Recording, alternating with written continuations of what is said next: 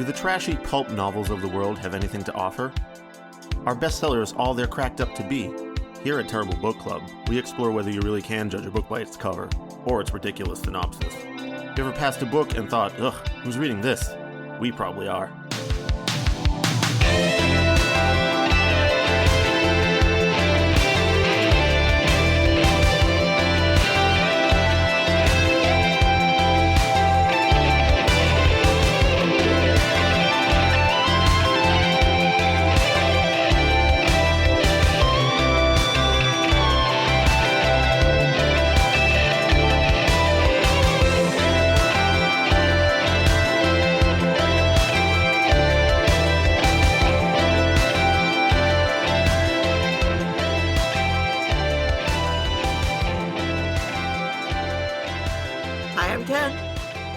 I'm D. That's me, though. It's like, shut the fuck up. Shit, I got fucking jump scared by the intro. Yeah, no, this is an effective way to whip us to task here. I'm Chris. Hello, I'm Paris. I hate the Beatles. I hate them. We're gonna kill them today. We're gonna find them and kill them. We're gonna kill the Beatles. Well, you know, the Beetle Hunter, you know, that guy did have a name. No! Oh, God! No! You know, I hadn't thought about that when I made that joke. Sorry. We cannot begin like this. Oh, sorry, everyone. Yep. This is Antiques Freaks, joined today by Terrible Book Club to form the Terrible Antique Book Freaks, and today we are reading yet another Sir Arthur Conan Doyle story, but not a Sherlock Holmes story. It is the story of the Beetle Hunter. I love a story that is called The Story. Yes. Yeah. You know, like, I know what, just in case you didn't know what this is. It's a little bit like when you get, like, title and then underneath it, a novel. Yes.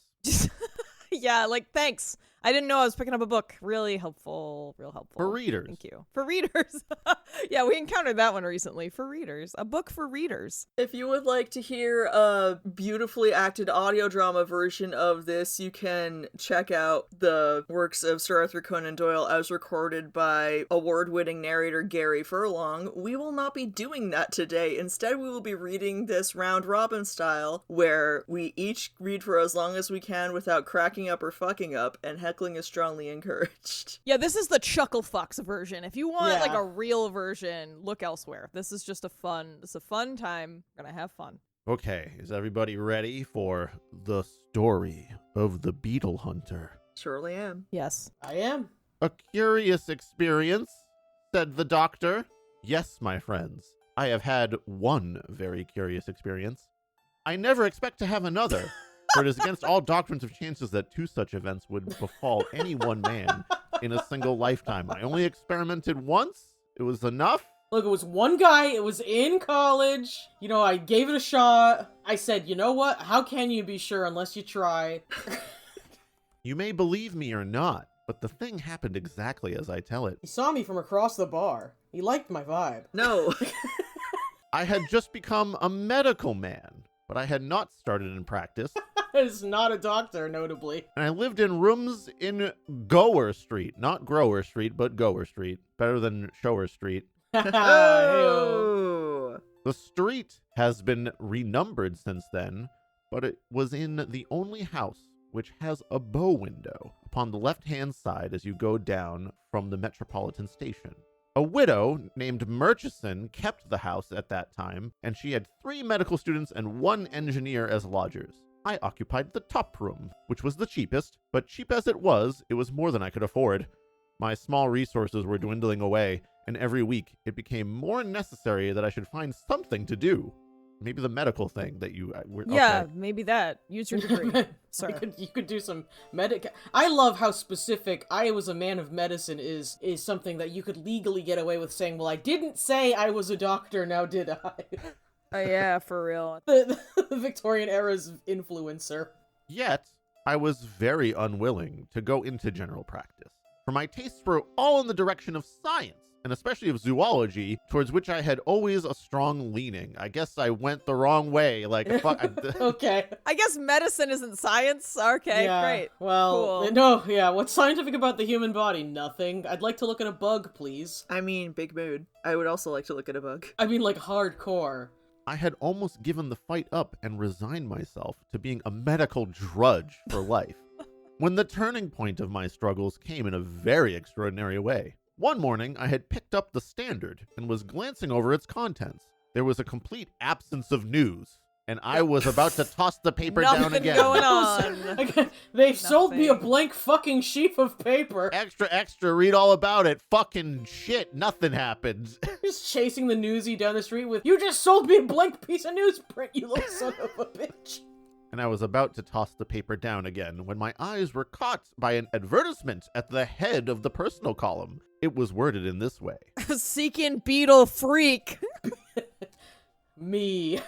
Wanted for 1 or more days, the services of a medical man. It is essential that he should be a man of strong physique, of steady nerves, and of resolute nature. Must be an entomologist. Craigslist never changes. Coleoporist preferred. Apply in person at 77B Brook Street. Application must be made before 12 o'clock today. Whoa! Really counting on the paper getting immediately into everyone's hands, despite it being not just a slow news day, but a no news day. When did they submit that? That had to be like typeset and everything. I know. This requires a lot of foresight. Oh, good lord. Now, I have already said that I was devoted to zoology. Of all branches of zoology, the study of insects was the most attractive to me. Then why didn't you go to school to be an entomologist instead of a doctor? Yeah, what are we doing?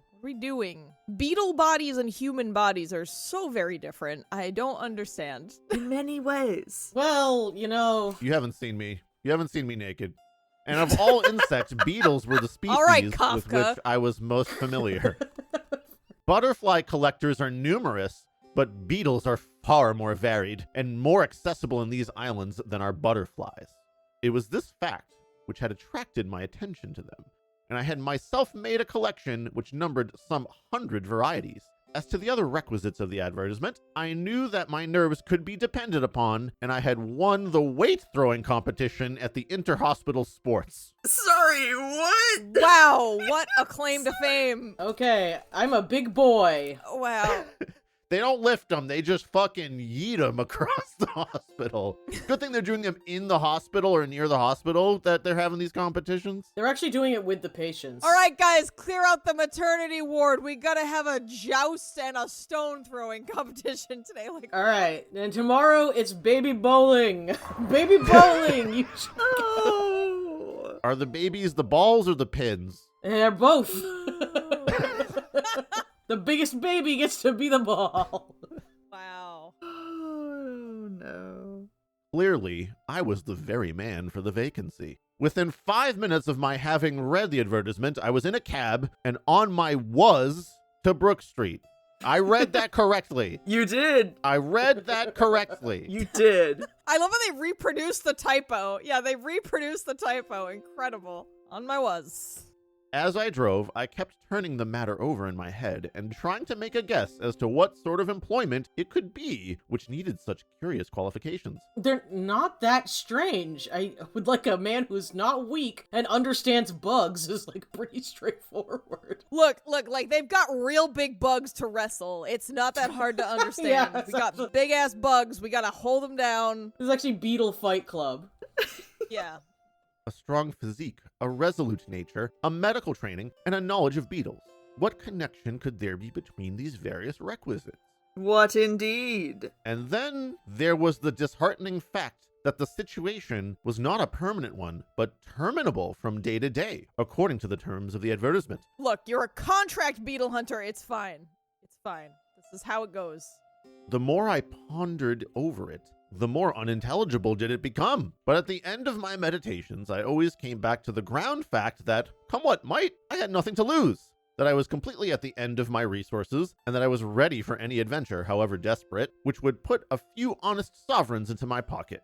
The man fears to fail who has to pay for his failure, but there is no penalty which fortune could exact from me. I was like the gambler with empty pockets, who is still allowed to try his luck with the others.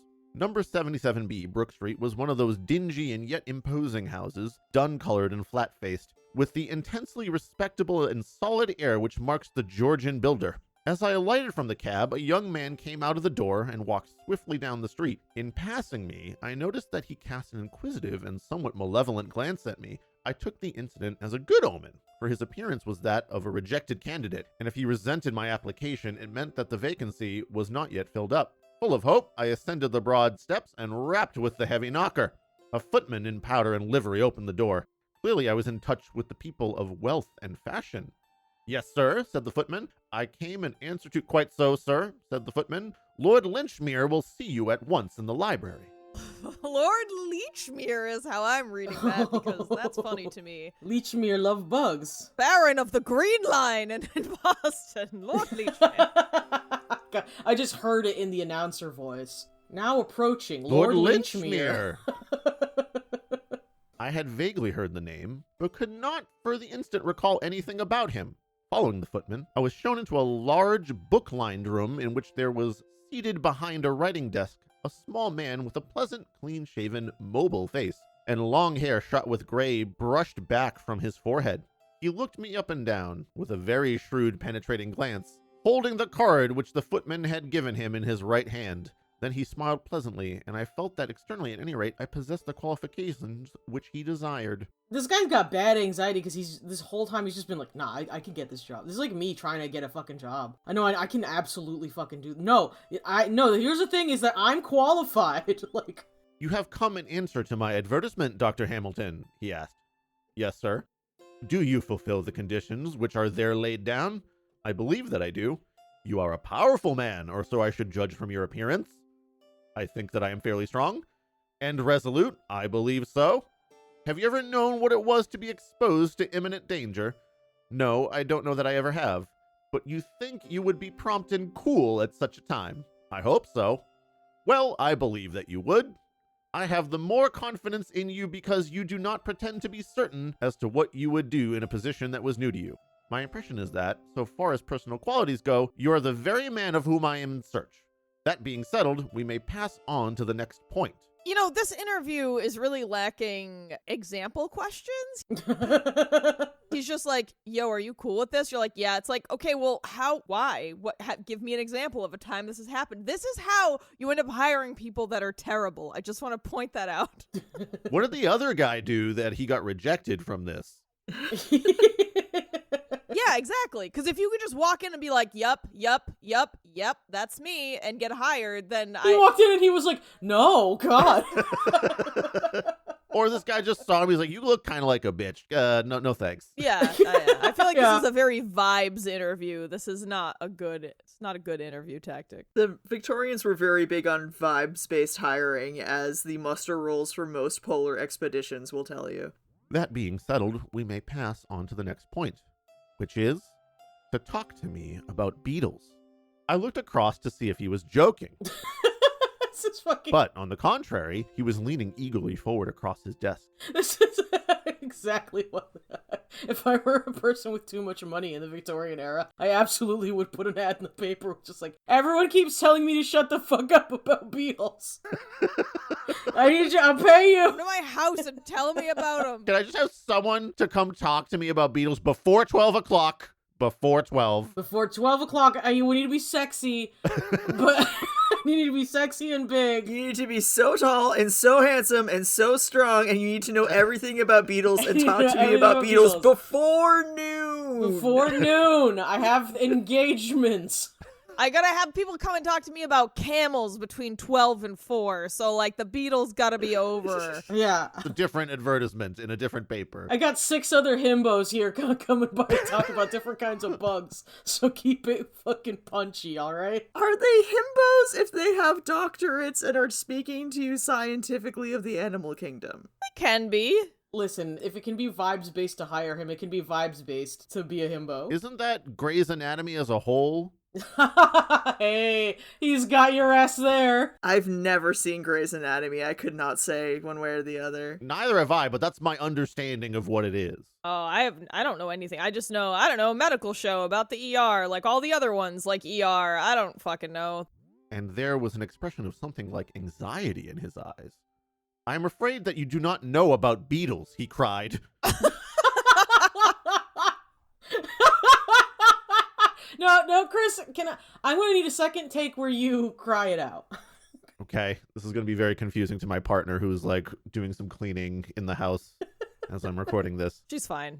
She's used to this. She knew you were a podcaster. She knew this. She knew the risks, the hazards of the profession. It's true. Yes, she did. She did. All right, take 2. I'm afraid that you do not know about beetles, he cried. Perfect. Thank you. It's perfect. On the contrary, sir, it is the one scientific subject about which I feel that I really do know something. Not the human body, which I studied in medical school to become a doctor, but... I am overjoyed to hear it. Please talk to me about beetles. This is the funniest thing I've ever read in my life. I'm actually super happy. You know what? Let's just close it. Close the book now. I don't want to know what happens after this. I want to imagine that this extraordinarily nervous man just has a great afternoon talking about beetles. I talked.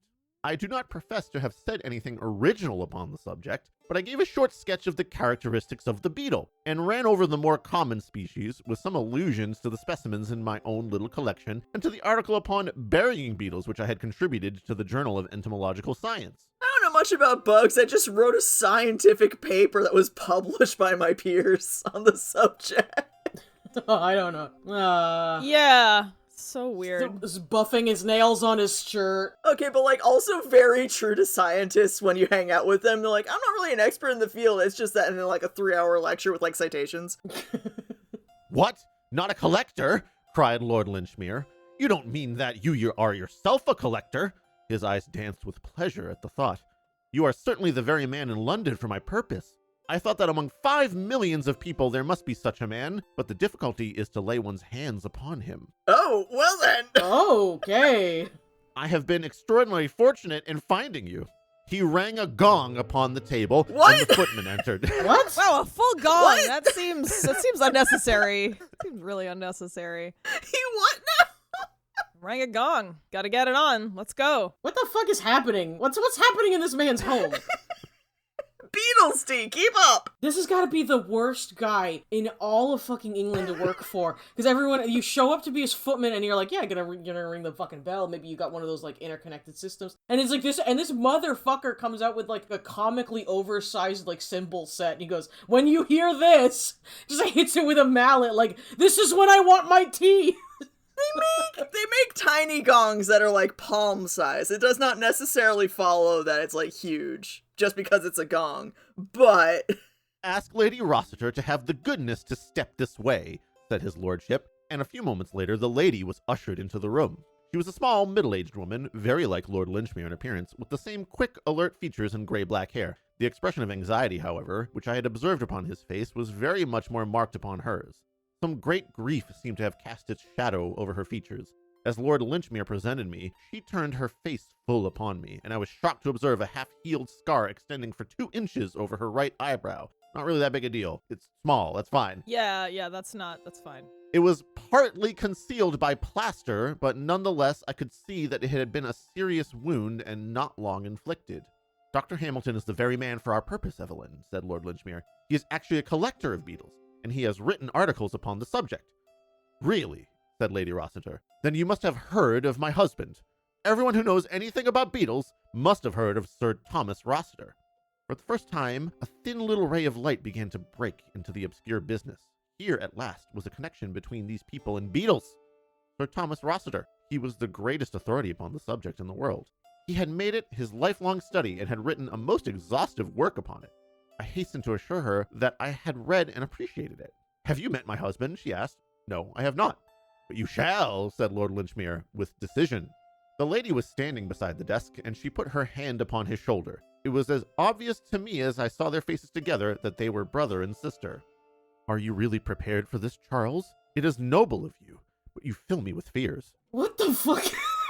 Her voice quavered with apprehension, and he appeared to me to be equally moved, though he was making strong efforts to conceal his agitation. Yes, dear, it is all settled. It is all decided. In fact, there is no other possible way that I can see. There is one obvious way. No, Evelyn. I shall never abandon you, never. Depend upon it, it will come right, and surely it looks like the interference of Providence that so perfect an instrument should be put into our hands. God has sent this beetle man to our household. To speak to my brother. Like, okay, I'm gonna make a guess. This is gonna be a little bit like that Ray Bradbury story, and these people are all gonna be beetles in clothes. Like a horde of beetles. Oh. Maybe. I hope so. That would at least be interesting. Like the assassin from Buffy the Vampire Slayer. Does Sir Doyle here get that supernatural or horror-like? He's definitely done horror, and he got big into supernatural in the later years. Okay. Big fan of that show.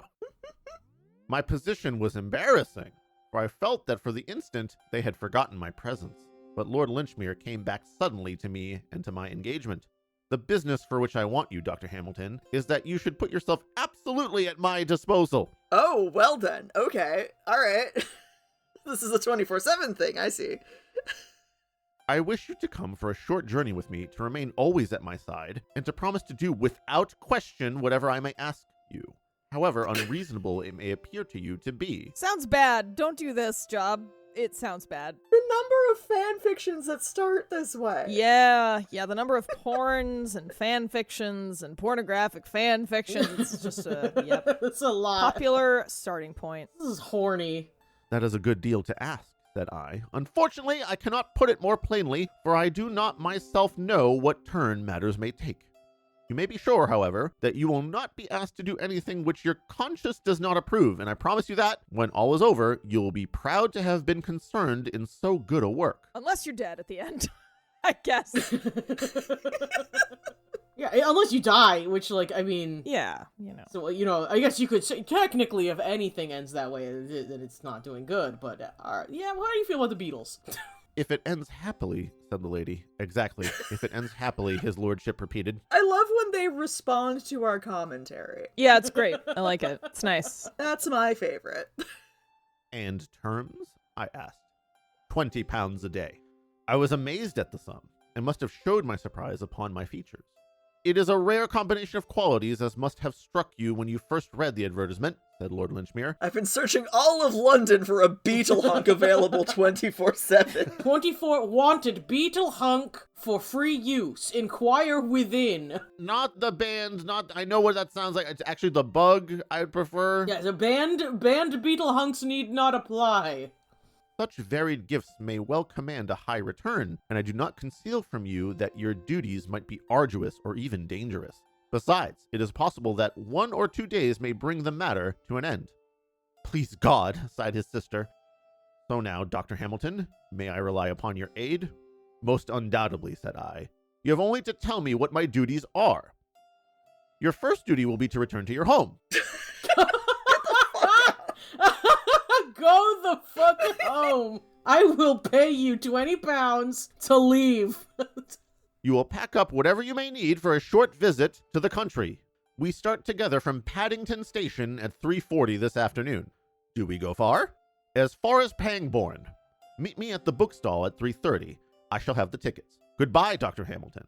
And by the way, there are 2 things which I should be very glad if you would bring with you in case you have them. That hog. One is your case for collecting beetles. And your hog. And the other is a stick. And the thicker and heavier, the better. Got it. Got it in one. D, I knew that if I just kept going, they would make the joke for us. I just knew. I should have trusted it too. I should have known. You should have put your faith in Doyle to get as homoerotic as possible, unintentionally or intentionally. Whom can say? Listen, just bring your beetle collecting case and a big old stick. And a fat stick. Bring your big, heavy, thick stick.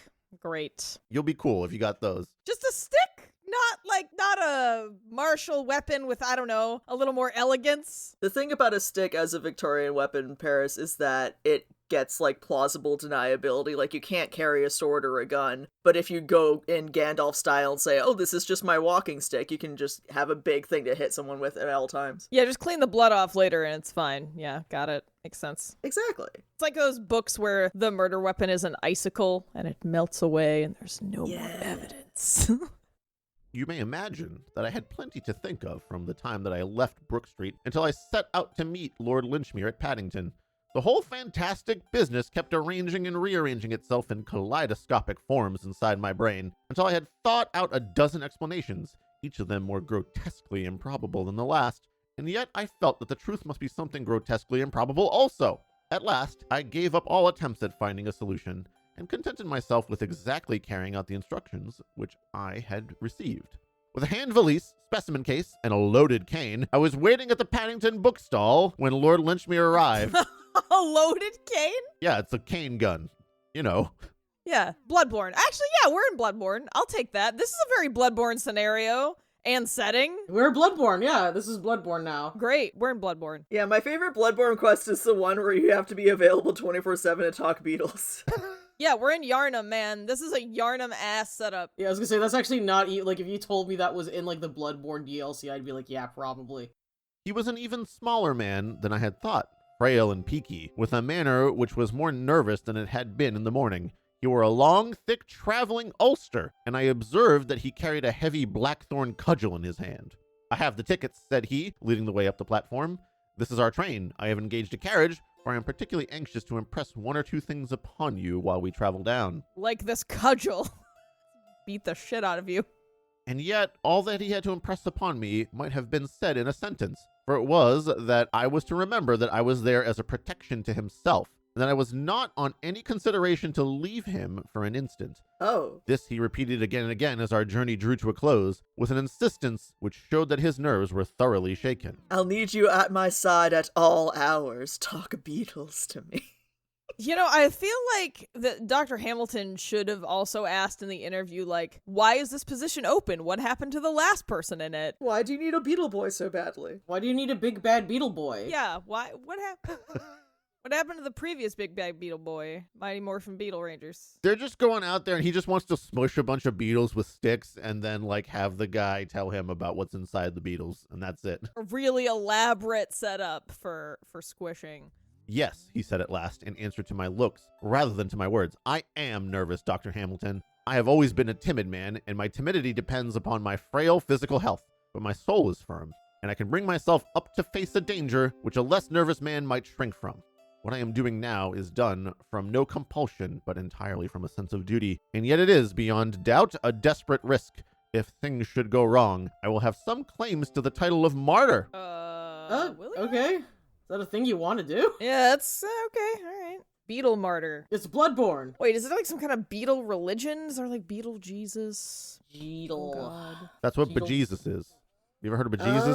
It's Beetle Jesus. Jesus. But Jesus is bejesus. Bejesus. Oh, Yeah. there it is. Beetle Jesus. Leave all of that in. This eternal reading of riddles was too much for me, and I felt that I must put a term to it. Chris, you added a word there. There's no Oh. and. Okay, all right, you know what? I'm giving up the reins here, so... I think it would be very much better, sir, if you were to trust me entirely, said I. It is impossible for me to act effectively when I do not know what are the objects which we have in view, or even where we are going. Oh, as to where we are going, there need be no mystery about that, said he. We are going to Delamere Court, the residence of Sir Thomas Rossiter, with whose work you are so conversant. As to the exact object of our visit, I do not know that at this stage of the proceedings anything would be gained, Dr. Hamilton, by my taking you into my complete confidence. I don't have to tell you that. Yeah. It is illegal for you to ask me that. That wasn't part of the deal. I'm just kidnapping you. Shut up. I may tell you that we are acting. I say we because my sister, Lady Rossiter, takes the same view as myself, with the one object of preventing anything in the nature of a family scandal. If people find out about us and the Beatles, I swear to God... That being so, you can understand that I am loath to give any explanations which are not absolutely necessary. It would be a different matter, Dr. Hamilton, if I were asking your advice. Did I fucking ask? So shut up. Did I fucking ask you about Beatles? No, I just want to know that you knew about Beatles, but I didn't say anything about what I want to know about Beatles, all right? So shut up, I didn't say you're making fucking guesses. be a hunk, and sit there. As matters stand, it is only your active help which I need, and I will indicate to you from time to time how you can best give it. There was nothing more to be said, and a poor man can put up with a good deal for £20 a day, but I felt none the less that Lord Lynchmere was acting rather scurvily towards me.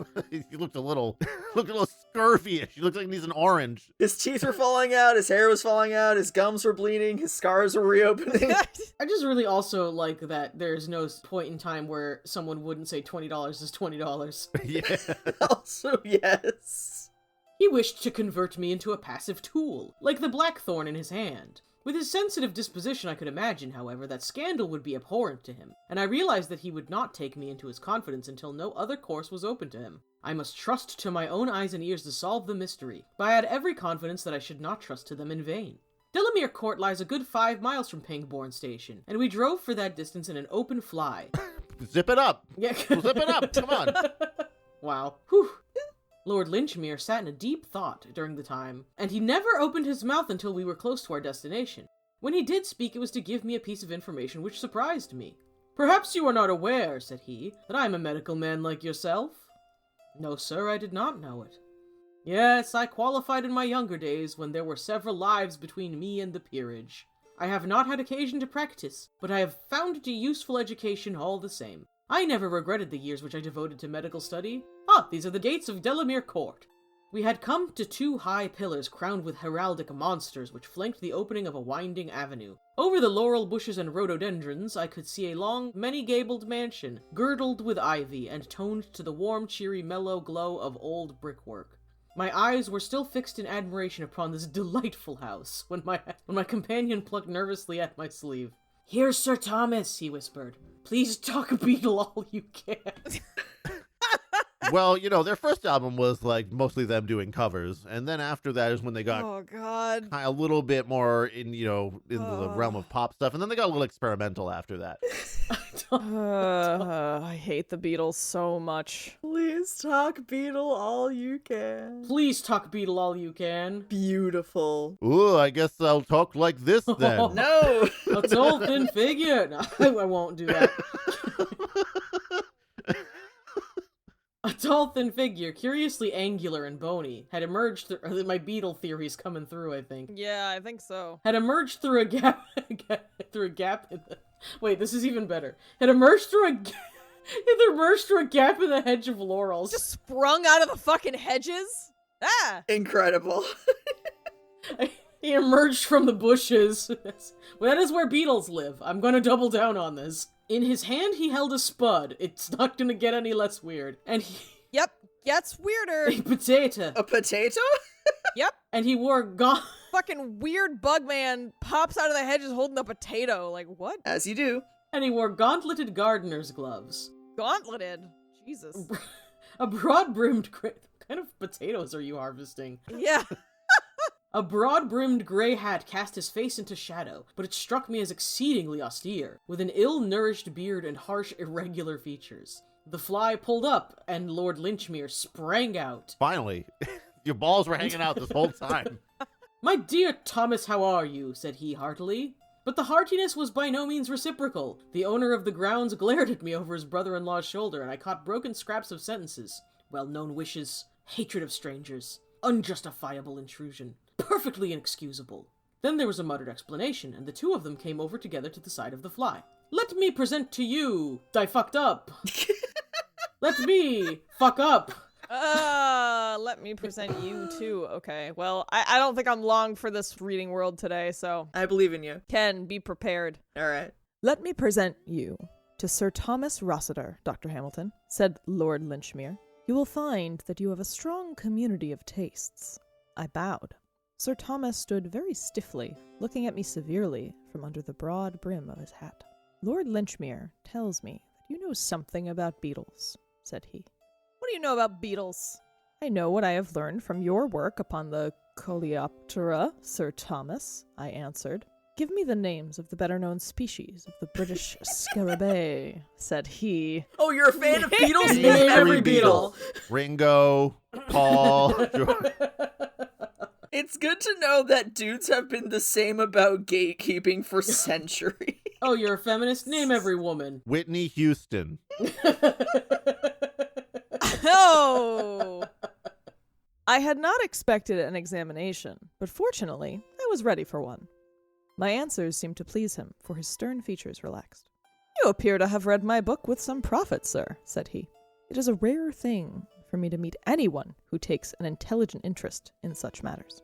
People can find time for such trivialities as sport or society, and yet the Beatles are overlooked. No one's ever heard of the Beatles.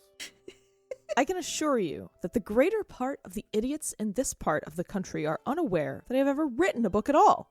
I, the first man who ever described the true function of the elytra. I am glad to see you, sir, and I have no doubt that I can show you some specimens which will interest you. This guy is mad. He's pissed that no one knows that he wrote a book, but he never takes visitors and he doesn't leave his house. Correct. He stepped into the fly and drove up with us to the house, expounding to me as we went some recent researches which he had made into the anatomy of the ladybird. I have said that Sir Thomas Rossiter wore a large hat drawn down over his brows. As he entered the hall, he uncovered himself, and I was at once aware of a singular characteristic which the hat had concealed. Antenna! Antenna, because he's a beetle! Oh, he uncovered his head. I was just like, he's just shucking his pants. His forehead, which was naturally high and higher on account of receding hair, was in a continual state of movement. Some nervous weakness kept the muscles in a constant spasm, which sometimes produced a mere twitching, and sometimes a curious rotary movement unlike anything which I had ever seen before. He's got rotisserie eyebrows! like hot dogs in the 7-Eleven. It was strikingly visible as he turned towards us after entering the study, and seemed the more singular from the contrast with the hard, steady gray eyes which looked out from underneath those palpitating brows. I am sorry, said he, that Lady Rossiter is not here to help me to welcome you. By the way, Charles, did Evelyn say anything about the date of her return? She wished to stay in town for a few more days, said Lord Linchmere. You know how ladies' social duties accumulate if they have been for some time in the country. My sister has many old friends in London at present. Well, she is her own mistress, and I should not wish to alter her plans, but I shall be glad when I see her again. It is very lonely here without her company. I was afraid that you might find it so, and that was partly why I ran down. My young friend, Dr. Hamilton, is so much interested in the subject which you have made your own, that I thought you would not mind his accompanying me. I lead a retired life, Dr. Hamilton, and my aversion to strangers grows upon me, said our host. I have sometimes thought that my nerves are not so good as they were.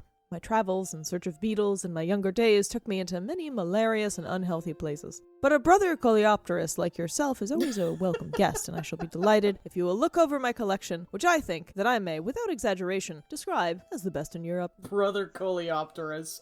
And so no doubt it was. He had a huge oaken cabinet arranged in shallow drawers, and here, neatly ticketed and classified, were beetles from every corner of the earth. Black, brown, blue, green, and mottled. Every now and then, as he swept his hand over the lines and lines of impaled insects, he would catch up some rare specimen, and handling it with as much delicacy and reverence as if it were a precious relic, he would hold forth upon its peculiarities and the circumstances under which it came into his possession. It was evidently an unusual thing for him to meet with a sympathetic listener, and he talked and talked until the spring evening had deepened into night, and the gong announced that it was time to dress for dinner. Why's everyone got gongs? All the time, Lord Linchmere said nothing, but he stood at his brother-in-law's elbow, and I caught him continually shooting curious little questioning glances into his face. And his own features expressed some strong emotion, apprehension, sympathy, expectation. I seemed to read them all. I was sure. Fuck. Alas and alack. I was sure that Lord Linchmere was fearing something and awaiting something, but what that something might be, I could not imagine. I love how there's no curiosity about this guy's writhing forehead. Like, he's just like, I don't know, it's kind of weird. We talked about bugs. Like, what? Almost as though there were a nest of beetle eggs pupating beneath the surface. Yeah, almost like. He's cooking rotisserie hot dogs under there. I'll have the buffalo, please. 2 for $3, right? The evening passed quietly but pleasantly, and I should have been entirely at my ease if it had not been for that continual sense of tension upon the part of Lord Linchmere. As to our host, I found that he improved upon acquaintance.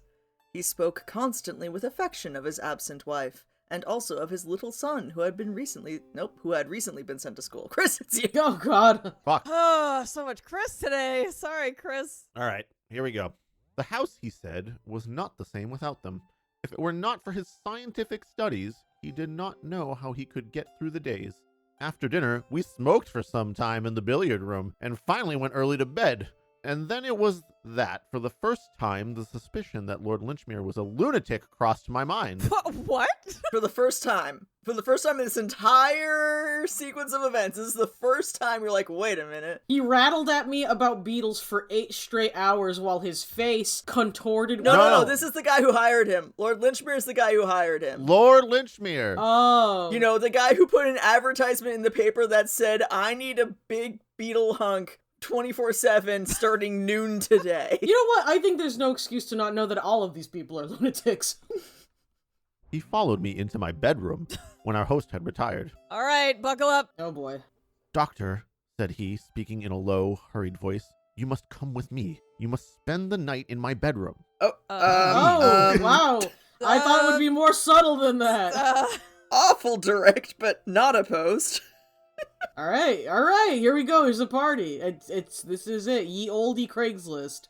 Lynchmere's trying to get laid. What do you mean? I prefer not to explain. Oh, okay. But this is part of your duties. Oh.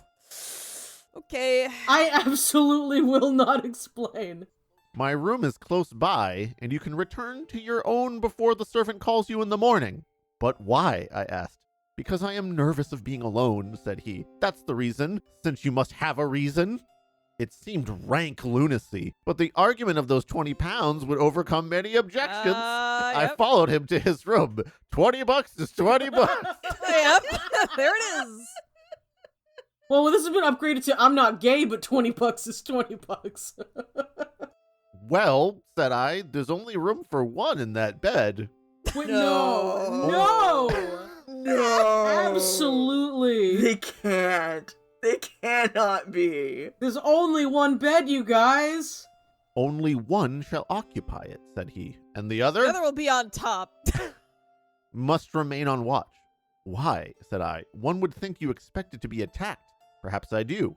In that case, why not lock your door? Perhaps I want to be attacked.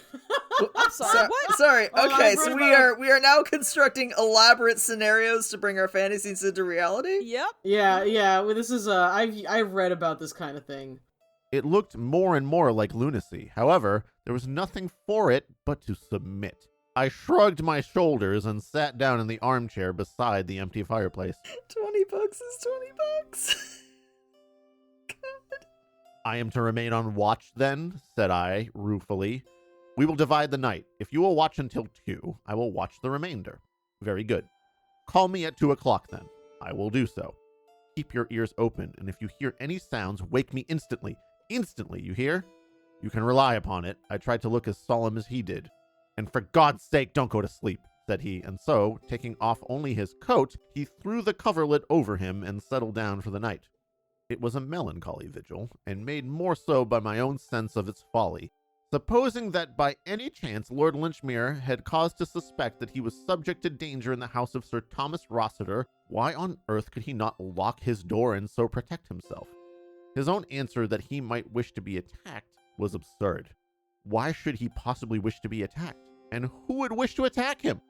Clearly, Lord Lynchmere was suffering from some singular delusion, and the result was that, on an imbecile pretext, I was to be deprived of my night's rest. Still, however absurd, I was determined to carry out his injunctions to the letter as long as I was in his employment. What year was this supposed to be? The 1890s, 1898, I believe. Okay, I was trying to figure out how much 20 pounds was. And hot damn, Yeah, dude. 20 pounds in 1890 had the purchasing power in 2017 of 1,641 pounds. Yeah, dude. So this is like $2,000, like a cool $2,000. So $2,000 is $2,000. $2,000 Yeah, like, hell is yeah. $2,000. I'll fucking participate in your weird squish fetish thing. Whatever, man. Like that's All right, bro. $2,000 per diem. $2,000 a day. yeah. Sorry, I just really needed to know what $20 is $20 was, and you know, I'm with him. $2,000 is $2,000. Yeah, I can understand. I sat, therefore, beside the empty fireplace and listened to a sonorous chiming clock somewhere down the passage, which gurgled and struck every quarter of an hour. Gurgled. Did you encounter a lot of gurgling clocks in the biz? You know, some of them have IBD. It's just like they're trying to do something about it. Listen, I would never judge a clock for something it couldn't control. It's true. I actually did meet one gurgling clock, and it was the haunted one. Ah. That clock made a lot of unusual noises. So I guess if a clock was haunted and had been burnt, then... What? Oh, yeah, the haunted clock had clearly been through, like, at least 2 fires. Anyway, the Beatles, though. More on that lore drop later.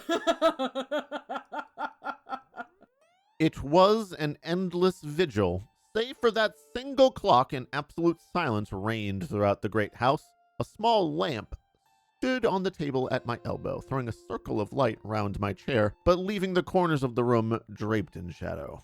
On the bed, Lord Lynchmere was breathing peacefully. I envied him his quiet sleep, and again my own eyelids drooped. But every time my sense of duty came to my help, and I sat up, rubbing my eyes and pinching myself with a determination to see my irrational watch to an end. And I did so. From down the passage came the chimes of 2 o'clock, and I laid my hand upon the shoulder of the sleeper. Instantly he was sitting up with an expression of the keenest interest upon his face. You have heard something? No, sir. It is 2 o'clock. Very good. I will watch. You can go to sleep. I lay down under the coverlet, as he had done, and was soon unconscious. My last recollection was of that circle of lamplight and of the small hunched-up figure and strained, anxious face of Lord Lynchmere in the center of it. How long I slept, I do not know, but I was suddenly aroused by a sharp tug at my sleeve. The room was in darkness, but a hot smell of oil told me that the lamp had only that instant been extinguished. Quick, quick, said Lord Lynchmere's voice in my ear. I sprang out of bed, he still dragging at my arm. Over here, he whispered, and pulled me into a corner of the room. Hush, listen. In the silence of the night, I could distinctly hear that someone was coming down the corridor. It was a stealthy step, faint and intermittent, as of a man who paused cautiously after every stride. Sometimes, for half a minute, there was no sound, and then came the shuffle and creak which told of a fresh advance. My companion was trembling with excitement. His hand, which still held my sleeve, twitched like a branch in the wind. What is it? I whispered. It's he. Sir Thomas? Yes. What does he want? Hush! Do nothing until I tell you. I was conscious now that someone was trying the door. There was the faintest little rattle from the handle, and then I dimly saw a thin slit of subdued light. There was a lamp burning somewhere far down the passage, and it just sufficed to make the outside visible from the darkness of our room. The grayish slit grew broader and broader, very gradually, very gently, and then outlined against it, I saw the dark figure of a man. He was squat and crouching, with the silhouette of a bulky and misshapen dwarf. Slowly the door swung open with this ominous shape framed in the center of it. And then, in an instant, the crouching figure shot up. There was a tiger spring across the room, and thud, thud, thud came 3 tremendous blows from some heavy object upon the bed. Okay, alright. I'm in. I was so paralyzed with amazement that I stood motionless and staring until I was aroused by a yell for help from my companion. The open door shed enough light for me to see the outline of things, and there was little Lord Lynchmere with his arms round the neck of his brother-in-law, holding bravely onto him like a game bull terrier with its teeth into a gaunt deerhound. The tall, bony man dashed himself about, writhing round and round to get a grip upon his assailant, but the other, clutching on from behind, still kept his hold. Through his shrill, frightened cries showed how unequal he felt the contest to be. I sprang to the rescue, and the 2 of us managed to throw Sir Thomas to the ground, though he made his teeth meet in my shoulder. Oh shit! Holy shit! This is kinky as fuck. Dino! With all my youth and weight and strength, it was a desperate struggle before we could master his frenzied struggles, but at last we secured his arms with the waist cord of the dressing gown which he was wearing. You were saying, Ken? That's some thinking. You were saying, Ken, not kinky? Oh, God. I was holding his legs while Lord Lynchmere was endeavoring to relight the lamp, when there came the pattering of many feet in the passage, and the butler and 2 footmen, who had been alarmed by the cries, rushed into the room. With their aid, we had no further difficulty in securing our prisoner, who lay foaming and glaring upon the ground. One glance at his face was enough to prove that he was a dangerous maniac, while the short, heavy hammer which lay beside the bed showed how murderous had been his intention. Lord Lynchmere paid me $2,000 to get hit with a hammer by a weird guy. Well, no, he didn't though. Nobody was in the bed at the time, so. Oh wait, yeah, shit. Do not use any violence, said Lord Lynchmere, as we raised the struggling man to his feet. You will have a period of stupor after this excitement. I believe that it is coming on already. As he spoke, the convulsions became less violent, and the madman's head fell forward upon his breast, as if he were overcome by sleep. We led him down the passage and stretched him upon his own bed, where he lay unconscious, breathing heavily.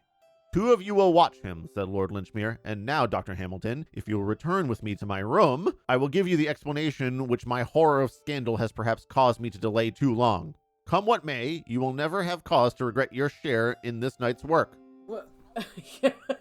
So, like, why couldn't he just tell him, Yeah. like, that this was gonna happen? Why did it need to be a fucking secret until it happened? I don't understand. You could have just said, yo, this guy's got crazy night terrors. Done. Yeah, this guy freaks the fuck out, dude. And he loves beetles. Yeah, not hard. Not hard. The case may be made clear in a very few words, he continued, when we were alone. My poor brother-in-law is one of the best fellows upon earth, a loving husband and an estimable father, but he comes from a stock which is deeply tainted with insanity. He has more than once had homicidal outbreaks, which are the more painful because his inclination is always to attack the very person to whom he is most attached. His son was sent away to school to avoid this danger, and then came an attempt upon my sister, his wife, from which she escaped with injuries that you may have observed when you met her in London. Ah, I see. Holy shit. You understand that he knows nothing of the matter when he is in his sound senses, and would ridicule the suggestion that he could under any circumstances injure those whom he loves so dearly. It is often, as you know, a characteristic of such maladies that it is absolutely impossible to convince the man who suffers from them of their existence. Our great object was, of course, to get him under restraint before he could stain his hands with blood, but the matter was full of difficulty. He was a recluse in his habits and would not see any medical man. Besides, it was necessary for our purpose that the medical man should convince himself of his insanity. And he is sane, as you or I, save on these very rare occasions. But fortunately, before he has these attacks, he always shows certain premonitory symptoms, which are providential danger signals, warning us to be upon our guard. The chief of these is that nervous contortion of the forehead, which you must have observed. This is a phenomenon which always appears from 3 to 4 days before his attacks of frenzy. The moment it showed itself, his wife came into town on some pretext and took refuge in my house in Brook Street. It remained for me to convince a medical man of Sir Thomas's insanity, without which it was impossible to put him where he could do no harm. The first problem was how to get a medical man into his house. I bethought me of his interest in beetles, and his love for anyone who shared his tastes. I advertised, therefore, and was fortunate enough to find in you the very man I wanted. A stout companion was necessary, for I knew that the lunacy could only be proved by a murderous assault. I didn't even think to try talking to you about this. I just assumed that you would get it all when he tried to kill you. And I had every reason to believe that the assault would be made upon myself, since he had the warmest regard for me in his moments of sanity. I think your intelligence will supply all the rest. I did not know that the attack would come by night, but I thought it very probable, for the crises of such cases usually do occur in the early hours of the morning. I am a very nervous man myself, but I saw no other way in which I could remove this terrible danger from my sister's life. I need not ask you whether you are willing to sign the lunacy papers. Undoubtedly, but 2 signatures are necessary. You forget that I am myself a holder of a medical degree. I have the papers on a side table here, so if you will be good enough to sign them now, we can have the patient removed in the morning. The hell? So, that was my visit to Sir Thomas Rossiter, the famous Beetle Hunter. And that was also my first step upon the ladder of success. For Lady Rossiter and Lord Linchmere have proved to be staunch friends, and they have never forgotten my association with them in the time of their need. Sir Thomas is out and said to be cured, but I still think that if I spent another night at Delamere Court, I should be inclined to lock my door upon the inside. This is the stupidest story I've ever read. The end. This was so pointless. This, honestly, the better version of this was, what was it? Like my uncle's gas station monkey pills? Like, that was the better version of this. Was so boring. My uncle took gas station dick pills. This is just like, we're gonna try to make a horror story out of someone just committing somebody. This is bad. This is just bad. The horror part is that instead of finding a medical man who specialized in, like, disorders of the brain, to be like, hey, I'm going to describe these symptoms to you, can you help? Instead of that, he was like, I'm going to find a beetle guy, and I'm going to let him get attacked. And then when and hopefully he's gonna be strong enough to not die, and then I'll come after and be like, crazy, right? Stupid. I don't like the story for so many reasons. Like, so here's what's annoying. No one ever addresses the roiling forehead. Yeah, like, it's just mentioned once, and then they're like, I don't know, guess the dude's nuts, right? And it's like, I don't know, maybe get that checked out. Checked Maybe out. that might have something to do with what's going on.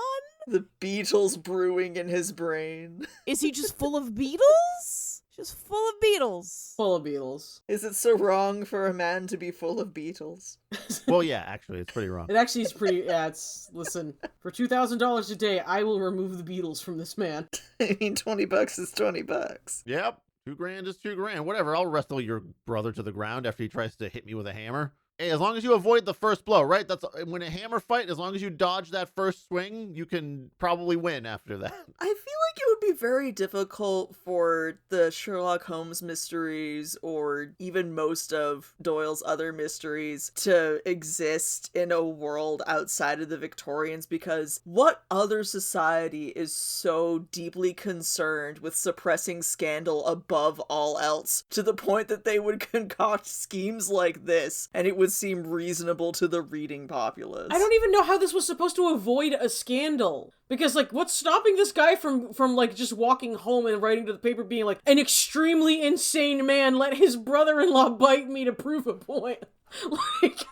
I feel like $2,000 does a fair amount of shutting up work. You're gonna have to give me at least $4,000 for me to not write about this.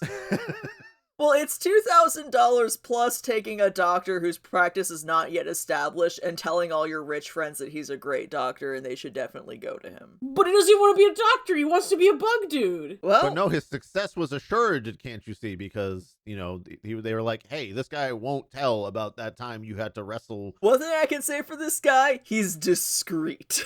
I will say, he is, and here's another thing, he will go along with whatever. Easy going.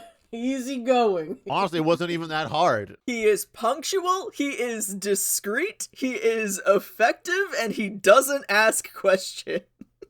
Yeah, I gotta say, like, was the last one we did, was that the horny car one? Yes, that was The Horny Car by E.F. Okay, Benson. that one was at least hilarious. This one wasn't funny.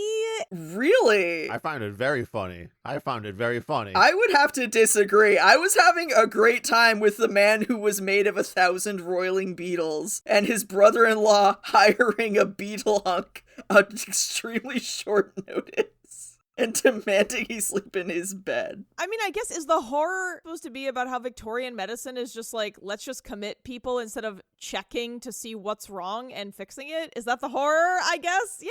Yeah. Yeah. Paris, he's cured. He's fine. It said at the end he's cured and he's fine. There's no problem. Don't worry about it. Don't worry about it. I set up a literal honey trap instead of finding a doctor that could help with this problem. Like, that is pretty scary, yeah. And extremely on brand for the Victorians. It's true. All right, well, there was that. We book freaked. We antiqued and we book freaked, and it was terrible. We did it. We surely did. But you know what? As usual, I had a really good time. I had a really good time in the middle of it. Like, it was not a good story, and I don't recommend it. But I had a good time exploring it. You know, I fucked up so bad I barely read. Chris carried like 80% of the story today. Thank you, Chris. Chris carried, absolutely. you know what? I'm effective. I'm discreet. Ken just asked me to show up at like before noon. That's true. I gave you absolutely no details about the situation we were going into. Oh, Wow. shit, we just lived it. We lived the story. You did. You lived the story. Ken, that'll be $2,000. Yes, And that'll make it all worth it. exactly. Just invoice Terrible Book Club. Yeah, it's All right. it's $2,000, guys. Okay, you Yes. got it. So make sure you get that to Chris. Yeah, okay. Now, all of you, follow me to my bedroom. Don't ask why. Don't ask why, you're gonna be sleeping there. And stay there the whole night. Don't ask questions. Oh, no. Terrible book club slumber party. Well, thank you for coming along on this adventure with us. Yeah, thanks for letting us into your bedroom with Beetlemen. It was a time. All right, well, thanks everybody. Thanks for having us, and we'll see you next time on Terrible Antique Book Freaks. Whenever that happens, these happen not on a schedule, so you get to lie in wait, and then we'll spring upon you like a man with a hammer in your bed at night. Yay! Good day. These happen on whim. Goodbye. Au reservoir. Bye. All right, everyone, thank you again for joining us for another Terrible Antique Book Freaks episode. And special thanks to our patrons over here at Terrible Book Club, like our lurkers, Iridescenza, Arant, Patricia, Donnie, Last Man on Earth, Gray, Puppet Self, Eldritch Nemo, Jan, Samantha, Kristen, Fred, BB89, Carol, Anna, Zoe, Caroline, George, Xander, One of None, 1 in 1,000, Jake, Angela, Jihao Chen, Trendy Laws, Isaac Sack, Joanna, and Alexander. And of course, our paying patrons like our Bad Bookworms, Ben D, Other Ben, JC, Emily, Katie M, Scott, Yakub, and Will. Our exacting editors like Throttle19, William V, AMFP, Root Beer Cutie, Elliot, Patrick, The Ugly One, Emmy, Harry 7, David, Martin, Kieran, and D. Our loathsome librarians like Yanka, Luchek, Veronica, and Jeff. Our pesky publishers like Beast with the Least, Miles, and Athena. And our Ko-fi donors like Kiwi Thing, Excavating Lizard, Mark, and Jillian. If you want some terrible books we've read for the show, you can buy them over on our Ko-fi page. Thanks again for listening. Bye, everybody. Thank you for listening to another episode of Terrible Book Club. Terrible Book Club is an independent podcast produced by your hosts, Paris and Chris. Sound design and audio editing by Chris, with sound effects and music by Epidemic Sound and sometimes also Chris. Our theme song is Kiss by Yearn, which is, you guessed it, actually also Chris. You can find more of his soothing synthy sounds on Bandcamp at yearn.bandcamp.com. Do you want us to review a book of your choice on the show? Do you want access to some extra audio-visual weirdness? If so, become a patron at patreon.com/terriblebookclub. If you'd like to send us a one-time tip instead, you can do that at ko-fi.com/terriblebookclub. You can also support TBC for free by sharing the show on social media, following our accounts on YouTube, Twitter, Instagram, Facebook, or Goodreads, telling your friends about your favorite episode, or by leaving a review on Apple Podcasts, Podchaser, or anywhere else on the internet. To send us book recommendations or your adorable pet photos, send an email to terriblebookclub@gmail.com.